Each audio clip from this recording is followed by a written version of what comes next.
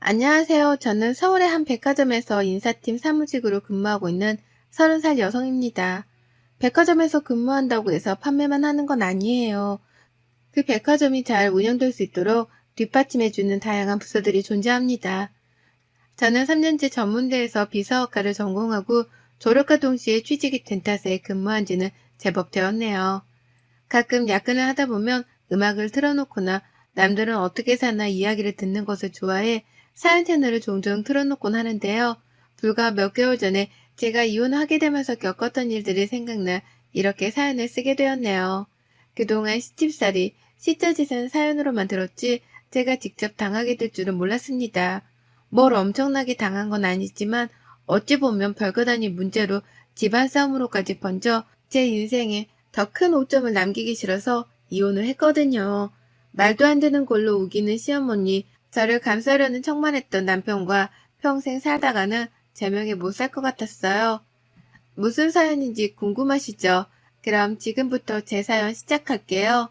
저는 대학을 졸업하고 23살의 어린 나이에 우연히 좋은 기회로 큰 호텔에 입사하게 되었습니다. 학교 생활을 잘했던 탓에 학과 교수님의 추천을 받아 스카웃이 된 거거든요. 물론 처음 사회생활을 시작한 거라 서툰 점이 굉장히 많았습니다. 실수도 많이 했고요. 다행히 좋은 사수를 만나 금방 업무에 적응할 수 있었고 고과 점수도 잘 챙겨받은 덕에 5년 만에 팀장 직급까지 올라 월급도 세후 400 정도로 넉넉하게 벌고 있었어요. 전문대를 나왔음에도 불구하고 제 또래 친구들에 비하면 정말 많은 돈을 벌고 있던 거죠.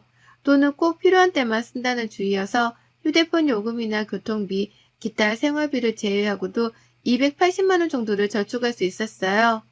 어렸을 때부터 부모님의 영향을 받아 검소한 습관을 들였던 탓에 가능한 일이었죠. 부모님이 없이 사신 건 아니었어요. 갈비집을 운영하고 계셨는데 호텔 주방장 출신이셨던 아버지가 방송에도 출연하실 정도로 유명한 분이셨는데 덕분에 장사도 잘 되고 홈쇼핑에도 진출하시고 사업의 규모가 꽤 컸거든요. 되도록이면 밥은 집이나 직장에서 해결했어서 식비 자체에 대한 부담은 없었어요. 사회생활을 시작하며 이제는 알아서 살아보라며 백화점 근처로 오피스텔을 얻어주신 덕에 걸어서도 출퇴근할 수 있는 거리였고 아침부터 저녁까지 일을 했기에 딱히 돈을 쓸 데가 없었어요. 가끔 친구들을 만난다거나 저도 여자인지라 쇼핑도 가끔은 하지만 과하진 않아요. 제가 할 수 있는 선에서 해결하는 편이고 일찍 독립을 했던 터라 더더욱 아끼게 되더라고요. 그렇다고 지질이 궁상까지는 아니었답니다. 아무튼 그렇게 정신없이 사회생활을 하고 5년차가 되었을 무렵 입사 동기의 소개로 전 남편을 만났어요. 그 동기가 만나던 남자친구와 결혼한다며 저에게 청첩 정도 줄 겸 저녁을 먹자고 했죠. 그 자리에는 전 남편도 같이 있었어요. 그 동기 애비신랑 친구였거든요. 그날 저녁 식사를 했고 분위기 좋은 와인바에서 2차를 즐겼습니다. 분위기가 무르익으며 남편과 번호를 교환했고 앞으로 친하게 지내자며 많은 대화를 나누었죠. 남편은 그 당시 대학을 졸업하고 갓 사회생활을 시작한 사람이었습니다. 강남에서 유명한 로펌에서 송무직 직원으로 근무를 하고 있다 했죠. 대화 코드도 잘 맞고 유쾌하고 저를 세심하게 대해주는 모습에 조금씩 호감이 생겼고 그렇게 저희는 연인 사이로 발전하게 되었습니다. 사랑에 눈이 멀었던 탓일까요? 1년 전후의 연애를 끝으로 저희는 결혼하게 되었습니다. 양가 집안에 인사를 드리고 상견례까지 마쳤죠. 모든 게 일사천리로 진행되었고 그렇게 저희는 양가 집안의 축복을 받으며 행복한 결혼식을 올렸습니다. 남편은 호르몬이 밑에서 자랐고 밑으로는 남편과 1살 차이인 시동생 그리고 시누이가 한 명 있었어요. 남편이 고등학생 시절 시아버님이 돌아가신 바람에 시어머니 혼자 자식을 셋을 키우셨고 그 바람에 시어머니는 특히나 아들 부심이 대단한 분이셨죠. 상견례 자리에서 농담삼아 이제는 며느리 덕 좀 보고 살아야 한다는 말을 하셨는데 그때는 그저 남편을 사랑하는 마음이 컸기에 그 말이 무슨 의미인지 몰랐습니다. 결혼을 하고 행복한 신혼생활이 시작되는가 싶었는데 아니나 다를까 저도 늘 남의 이야기로만 듣던 시집살이를 당하게 되었습니다. 상견례를 할 때까지만 해도 그냥 아들 부심이 조금 있는 시어머니인 줄 알았는데 결혼을 하고 나니 태도가 약간은 돌변하시더라고요. 며느리 덕 좀 보아야겠다는 말을 입에 달고 사셨거든요. 오피스텔을 정리하고 그 돈을 합쳐서 신혼집과 혼수를 장만했는데 시댁에서는 나이 어린 시동생들이 있고 많이 보태주지 못한다며 3천만 원을 주신 게 전부였거든요. 그래도 행복한 결혼 생활을 망치고 싶진 않아서 제가 살던 오피스텔을 정리한 돈과 제가 모아왔던 돈, 그리고 친정 부모님이 보태라며 주신 1억을 합쳐 빚 없이 신혼집을 장만한 거였습니다. 시댁에서 주신 3천만 원은 나중에 비상금으로 쓰게 두라며 남편 명의의 통장에 입금시켜 놓았죠. 결국 따지고 들면 시댁의 도움은 하나도 받지 않은 셈이었어요. 그걸 모르던 시어머니는 신혼집을 자기 집이 마냥 드나들며 온갖 살림에 간섭을 하기 시작하셨죠. 저와 남편이 대출받아 같이 마련한 집인 줄 아시더라고요. 신혼집은 온전히 제 명의로 된 제 집이었습니다. 너 결혼했다는 애가 살림이 이게 뭐냐? 인스턴트 태워 먹니? 나는 여태 우리 아들한테 그런 거 먹여본 적이 없다. 그게 다 몸에 얼마나 안 좋은 것들인데 자고로 음식은 청성이야. 하나하나 깨끗한 유기농 재료로 만들어서 먹어야지. 너 살림 좀 배워야겠다. 어머니, 저희 둘 다 일하다 보니 챙겨 먹을 시간이 별로 없어요. 그래도 주말에는 웬만하면 요리해 먹고요. 장도 근처 대형마트 가서 보는데 거기 품질이 나쁜 건 아니잖아요. 아무리 고급지면 뭐하니. 그거 다 농약 쳐서 때깔 좋게 보이려고 한 건데 재료는 앞으로 시장에서 장 보고 음식은 다 해먹어라. 내 아들 아침 굶기지 않았으면 좋겠구나. 그리고 옷은 다 분리해서 빨지? 속옷은 반드시 손빨래 해야 하고 또. 어머니, 제가 아직은 많이 부족하지만 열심히 노력할게요. 많이 가르쳐 주세요. 시어머니가 잔소리를 하실 때마다 그래도 잘 살으라고 덕담하시는구나 하고 새겨 들었어요. 그래도 저희보다는 오래 인생을 사신 분이고 살림을 더 많이 하셨던 분이니까 하시는 말씀이 다 일리가 있겠거니 생각했거든요. 더군다나 시어머니라서 더 그러려니 했었습니다. 밉보이면 안 되니까요. 그때는 뭐가 그렇게 무서웠는지 왜 그렇게 잘 보이고 싶었나 모르겠네요. 오히려 친정 부모님은 사업이 바쁘셨던 것도 있지만 이제 결혼도 했으니 제 인생은 제가 개척하며 살아야 된다고 가급적 연락을 하지 말라고 하시더라고요. 본인들도 먹고 살기 바쁘니 정말 중요한 일 아니면 애초에 신경 쓸 일을 만들지 말라 하셨습니다. 무소식이 희소식이니 그런 줄 알겠다면서요. 그렇게 남편과 알콩달콩 사이도 좋고 시어머니의 간섭과 함께 저의 정신없는 신혼생활이 이어졌습니다. 1년이라는 시간이 흘렀고 그러다 제가 남편과 이혼하게 된 결정적인 사건이 발생합니다. 어느 날 정신없이 보고서를 작성하고 있는데 시어머니께 연락이 오는 겁니다. 전화를 받을 수 없는 상황이어서 문자 메시지로 잠시 뒤에 연락드린다고 하고 일을 마무리하니 점심시간이어서 오후 1시가 다 되어서야 전화를 드렸어요. 전화를 받은 시어머니는 상당히 화가 난 목소리셨습니다. 예, 네가 바쁘면 얼마나 바쁘다고 이 CM이 전화까지 돌리고 그러는 거야? 그깟 백화점 일이 뭐 대단하다고. 강남 로폰 다니는 네 남편 정도는 돼야 바쁘다고 하는 거야. 그나저나 한 달 뒤가 내 생일인 거 알고 있냐? 네, 당연히 알고 있죠. 근데 그날 주말이 아니어서 퇴근하고 저녁 식사하면서 챙겨드려야 할 것 같아요. 월차도 지난달에 일이 있어서 땡겼었던 터라 휴가 사용을 못하거든요. 뭐? 그게 말이 됐니? 결혼하고 나서 네가 처음 챙기는 CM이 생일인데 그냥 저녁 한 끼로 때우려고 그러니? 너희 결혼할 때야 내 생일이랑 맞물려서 집안에 큰일 치르느라 그러려니 하고 넘어갔지만 결혼하고 나면 당연히 네가 직접 이 CM이 생일상 정도를 차려야 하는 거 아니냐? 네, 어머님 말씀 100번 옳아요. 하지만 제가 이번에 맡은 행사 기획이 연말까지 진행되어야 해서 당분간 시간이 없을 것 같아요. 매일 야근하고 있는 상황이고 다음 달이 준비 막바지 기간이라 정신 없어서요. 여자가 바깥일 하다 보면 가정에 나몰라라 하는 거야. 이번에는 내가 직접 생일상을 받아봐야겠구나. 그런 줄 알고 있으마. 나도 이제는 며느리 덕 좀 보고 살아야지. 그깟 저녁 한 끼로 퉁치려 하지 마라. 무턱대고 생일상을 직접 차리라는 시어머니의 말에 조금은 어이가 없었어요. 하지만 업무 스케줄상 도저히 시어머니의 생신날에는 휴가를 쓸 수가 없었습니다. 밤늦게 퇴근 후 남편과 상의를 했어요. 당신 어머니 생신 때 따로 계획 있어? 점심에 어머님이랑 통화했는데 생일상을 직접 차리라고 하시네. 나도 당연히 그러고 싶지만 당신도 알다시피 내가 지금 맡은 프로젝트 때문에 시간이 안 나. 연차도 미리 땡겨 쓴 바람에 쓸 수 있는 것도 없고 이 프로젝트가 얼마나 중요한 건지는 알지? 나도 내가 하는 일이 있는데 어머니가 매번 내일 무시하는 것도 솔직히 조금은 싫기도 하고 자기가 대신 잘 말씀드려줘. 그날 되도록이면 일찍 퇴근해서 저녁 같이 먹고 쇼핑도 시켜드리자. 엄마한테 전화 왔다고? 내가 안 그래도 잘 말씀드렸는데 회사 일이 바쁘다 보니 저녁 먹고 원하는 선물 사드리겠다고. 그러니까 알겠다고 하셨는데 왜 말이 다르지?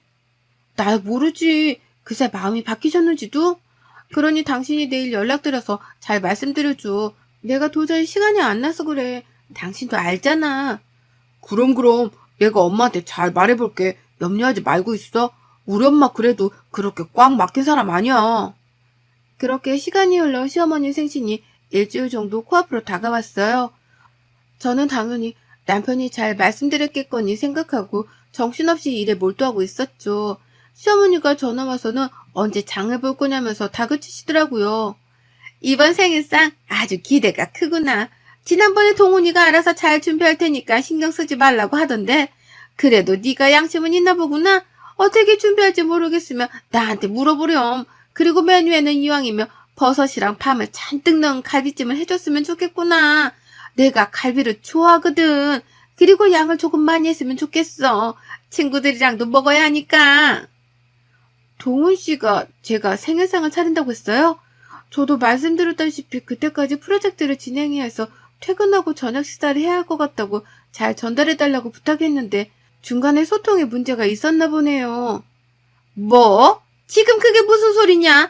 내 생일이 며칠이나 남았다고 그런 소리래. 그래서 지금 생일상 못 차리겠다는 거냐? 이 CM이가 그렇게 만만해 보이던? 어떻게 된 게 며느리라고 하나 있는데 CM이 생일상은 못 차린다는 소리가 나와. 일이 바쁘면 얼마나 바쁘다고 가족보다 일이 더 중요하냐? 너 그런 애였어? 어머니 그런 게 아니라요. 저도 큰 프로젝트를 맡은 거 처음이기도 하고 이번 일 잘하면 인사고과에도 큰 점수가 반영된다고 해서 저도 그만큼 열심히 하고 있는 거예요. 월급이랑도 직결되어 있는 문제고 동훈 씨도 이해한다며 잘 말씀드린다고 했는데 너무 안 좋게 생각하지 마세요. 그래도 제가 좋은 선물 하나 해드릴게요. 그깟 선물 몇 푼이나 한다고. 너한테 정말 실망이다. 나는 어떻게든 너한테 생일상 받아야겠다. 이번에 그깟 거 하나 못하면 너는 내 며느리도 아니야. 친정에서 뭘 배워왔길래 아유.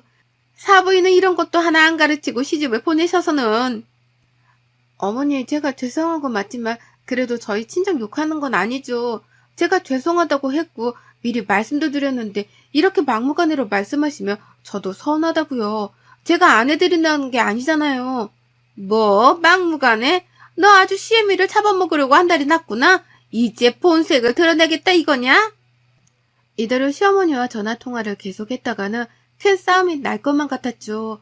친정을 욕보이는 말씀에 울컥했던 것도 있지만 퇴근 후 남편과 자세한 이야기를 해야 했습니다.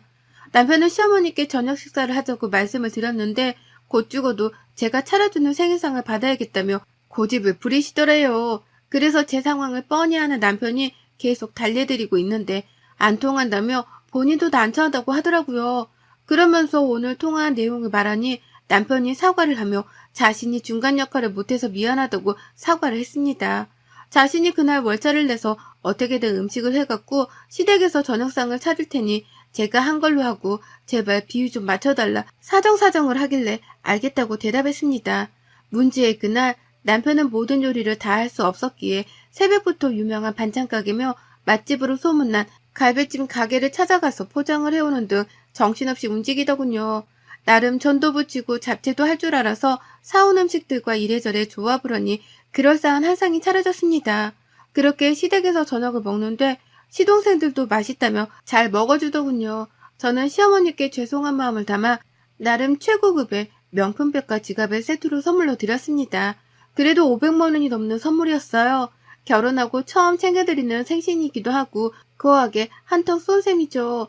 그런데 시어머니는 자기 아들이 차린 상인지도 모르고 드시는 음식마다 하나하나 타박을 하시더라고요. 너는 도대체 음식을 어떻게 배운 거니? 이 반찬들은 하나같이 다 짜고 잡채에 참기름을 넣어야지 들기름을 넣질 않나? 갈비찜에 내가 버섯이랑 파 많이 넣으라고 했는데 꼴랑 몇 개 들어가고 이전은 또 왜 이렇게 붙였어? 너 이래서 명절 음식을 제대로 하겠냐? 너 도대체 친정에서 뭘 배워온 거니? 너네 부모 갈비찜 한다며 음식점 하신다는 분들이 딸한테 이런 거 하나 안 가르쳤다디? 기본 중에 기본인데 너네 친정은 정말 양심도 없구나. 어떻게 이런 딸을 우리 집안에 시집을 보내서는. 저는 그 소리를 듣고 참고 있던 이성의 끈을 놓아버렸어요. 식사를 하던 시동생들과 남편도 시어머니의 말씀에 서로 눈치 보기 바빴고 제가 표정이 굳어지자 어쩔 줄을 몰라 하더라고요. 급기야 시동생 중 한 명은 물을 가지러 간다며 자리를 뜨더라고요. 저는 시어머니께 있는 사실 그대로를 말씀드렸어요. 어머니, 제가 저번에도 참고 넘어갔는데 저희 친정 모욕하지 마세요. 그리고 이 생신상 동훈 씨가 차린 거예요. 반찬도 호박나무로 직접 한 거지만 반찬 가게에서 사온 것도 있고요. 갈비찜은 동훈 씨가 아침부터 뛰어다니면서 맛집이라고 소문난 유명한 곳에서 공수해온 거고요. 국도 동훈 씨가 끓인 거고 하나부터 열까지 다 동훈 씨가 한 거예요. 그런데 제가 왜 친정욕까지 들어가며 이런 말을 들어야죠? 정말 듣자 하니 거북해서 뭐? 그럼 이 생일상이 네가 차린 게 아니란 말이야? 나는 내 자식들 손에 물 한 방울 안 묻히고 키웠는데 너 어쩜 나한테 이럴 수가 있니? 그러면서 정말 엉엉 소리내서 통곡하다시피 우시더라고요. 덕분에 저는 신우이에게 완전 못된 며느리로 낙인 찍혔고 그 자리에서 시어머니 편을 들며 욕을 하더라고요. 저는 신우이까지 저와 제 친정을 무시하는 말을 하길래 맞받아치면서 결국 큰 소리가 나게 되었고 그 상황에서 남편과 시동생들은 어쩔 줄을 모르더라고요. 겨우 시어머니가 진정이 되시자 남편이 한마디 하더라고요. 아니 그러니까 엄마는 왜 바쁜 사람한테 생일상을 차리라고 억지를 부려서는 이런 사단을 만들어? 누가 차리면 어떻고 맛이 없으면 어떤데. 그리고 꼭 며느리가 생신상을 차려야 해? 우리가 차린 적도 없는데 왜 며느리만 갖고 생떼를 부리는 거야? 그리고 처가를 그렇게 말하면 내 입장은 뭐가 돼? 수진이 기분은 어떻겠냐고. 너 지금 이 엄마보다 네 마누라 편을 드는 거야? 내가 네 아버지 죽고 너를 어떻게 키웠는데 네가 감히? 그러고 당신도 너무해. 그냥 조용히 넘어갈 수는 없는 거였어? 굳이 그렇게 맞받아치면서 같이 욕하니까 속이 시원하니? 네가 솔직히 한 게 뭐가 있어? 며느리로서 최선을 다했니? 정말 뭘 배워온 건데? 당신 말 다 했어? 뭘 배워왔냐고? 내가 먼저 말했지? 내가 일 때문에 사정이 이러저러 하니 당신이 잘 말씀드리라고. 나라고 시어머니 생신상 안 차려드리고 싶었겠어? 어쩔 수 없는 상황이었잖아. 미리 말을 안 한 것도 아니고 당신도 알겠다며. 근데 왜 나한테만 그래? 내가 뭘 잘못했어? 당신은 그 성격이 문제야. 성격 좀 제발 죽이고 살아. 며느리면 며느리답게 남편이 있으면 남편을 좀 위하고 살아야지. 이건 뭐 독불장군이 따로 없으니 그럴 거면 너 혼자 살아. 당신이 이런 사람인 줄 알았으면 결혼 안 했어. 진짜 시간을 되돌리고 싶다. 너 지금 그 말 후회 안 해? 나랑 결혼한 거 후회한다는 말로 들리는데 내가 이해한 게 맞니? 그래 후회해. 옛말 틀린 거 하나 없다더니 집안에 여자 하나 잘못 들이면 불화가 끊이질 않는다던데. 기가 찬다 기가 차. 나도 더 이상 이런 집구성이랑은 엮이기 싫어. 그래 이혼하자. 너랑 내가 평생 같이 살 일은 없을 거야. 살다간 내가 제명에 못 살고 죽지 안 그래? 조만간 서류 보낼 테니까 소송까지 가고 싶지 않으면 얌전히 사인해야 할 거야. 알겠어? 이런 집구석? 이거 완전 미쳤네. 너 정말 말 그렇게 할 거야? 그래 해볼 수 있으면 해봐. 이혼? 그게 그렇게 쉽게 될 것 같냐? 어? 저는 끓어오르는 분노를 참지 못하고 그 자리를 박차고 나왔어요. 시동생들은 저를 붙잡으며 흥분을 가라앉히라고 했지만 시동생들이 관여할 문제는 아니었기에 잡는 손을 뿌리치고 신혼집으로 돌아왔습니다. 다음날 회사에 사정을 말하고 저는 시청으로 가 이혼서류를 가지고 왔습니다. 퇴근하는 남편에게 이혼서류를 내밀자 코웃음을 치며 그냥 이혼은 못한다고 큰소리치더라고요. 시어머니도 전화 와서는 어디서 배워먹은 버릇이냐며 욕짓거리를 하셨지만 그럴수록 제 결심은 확고했습니다. 원만한 합의가 이루어지지 않자 남편 쪽에서는 먼저 소송을 걸더라고요. 재산 분할이며 위자료까지 청구한다면서 말이죠. 그나마 다행인 건 아이가 없다는 거네요. 그렇게 저도 변호사로 근무하는 친구의 도움으로 소송을 진행하게 되었습니다. 혼인신고를 해서 재산의 반을 나누어야 하고 위자료로 1억을 요구하는 미친 제안에 대한 맞소송을 진행했어요. 업무 특성상 간혹 언쟁을 하는 경우가 있어서 통화를 하면 자동으로 녹음을 하는 어플을 깔아두었고 덕분에 시어머니와 남편이 제게 퍼붓던 욕설, 온갖 대화를 다 증거자료로 제출했어요. 그리고 신혼집을 구매하며 남편의 돈이 단 한 푼도 들어가지 않았다는 증거를 제출했습니다.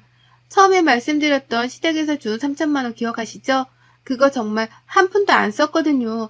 사회초년생이랑 급여가 250 정도밖에 되지 않았던 남편은 그 돈으로 품위 유지비며 차를 산다는 이유로 월급을 각자 관리했던 탓에 정말 신혼집에는 단 한 푼도 보태지 않았거든요. 심지어 관리비나 공과금도 제가 다 부담했습니다. 제가 더 여유로웠고 충분한 자금이 있었기 때문에 누가 뭐라고 어디에 나눠 쓰고 세세하게 그런 것까지 신경 쓰지 않았거든요. 결국 재판은 저에게 유리하게 적용했고 오히려 남편은 저에게 위자료 3천만 원을 지급하라는 판결을 받았습니다. 하지만 남편은 돈이 없다며 배째라는 식으로 나오더라고요. 알고 보니 시어머니가 준 그 3천만 원으로 자기가 타고 다니던 외제차를 산 거였어요. 저한테는 중고로 구매해서 싸게 샀다는 둥 그러더니 알고 보니 전 재산을 털어 산 거였네요. 결국 빈 털터리로 쫓겨나게 생긴 남편은 그제서야 저에게 잘못했다며 빌더라고요. 시어머니도 자신이 너무 과했던 것 같다며 앞으로는 시짜짓 하지 않겠다고 같이 찾아와 빌더라고요. 하지만 이미 그들에게 많은 실망을 했고 제 인생을 맡길 가치가 없다고 판단되었기 때문에 조금의 배려 따위는 하지 않기로 결심했습니다. 그 집에서 남편이 가지고 온 옷가지들, 드라이기와 면도기만 박스에 싸서 시댁으로 보내버렸고요. 저는 필요한 옷가지만 챙겨 친정으로 들어갔습니다. 신혼집은 어떻게 했냐고요? 당연히 매물로 내놨습니다. 위치도 좋고 역세권이어서 값이 상당했지만 금방 나가더라고요. 끝까지 남편과 시어머니는 어떻게 이럴 수 있냐며 악다구니를 썼지만 아랑곳하지 않았습니다. 오히려 적금 금지를 신청했고 모든 연락을 차단시켜 버렸죠. 저와 연락이 닿질 않자 친정 부모님이 운영하시는 가게까지 찾아갔다가 부모님이 신고한 덕분에 경찰에 끌려가고서야 그 뒤로 찾아오지도 않는다더라고요. 저는 인생 공부했다 생각하고 정신없이 일만 해오며 살고 있어요. 아직 반년도 채 지나지 않은 시간이지만 그 짧은 시간에 많은 걸 느꼈습니다. 친정 부모님도 요즘엔 이혼이 흠도 아니라며 괜히 위축돼서 살지 말라고 당부하셨고요. 저는 한 달간 휴직을 할 생각이에요. 상처라며 상처겠지만 제 인생의 오점을 훌훌 털어버리고 오히려 유럽 여행을 계획하고 있습니다. 전 남편에게 쏟아부었던 시간, 돈, 그게 아까워서라도 깔끔히 비워내고 싶더라고요. 결혼을 하고 혼인신고까지 했지만 2년이라는 짧은 시간을 끝으로 제 결혼 생활은 막을 내렸어요. 지금 생각해보면 조금 더 신중하게 생각하고 결혼을 했어야 했나 싶네요. 여러분도 몇 년 살아보고 도저히 안 되겠다 싶고 아이가 없다면 차라리 바로 새 출발하세요. 참고만 살다가는 제 꼴납니다. 요즘엔 이혼이 흠도 아니니까 당당하게 내 자신을 위해서 살아가도 좋다고 생각합니다. 여러분의 생각은 댓글로 남겨주세요. 오늘도 시청해주셔서 정말 감사합니다.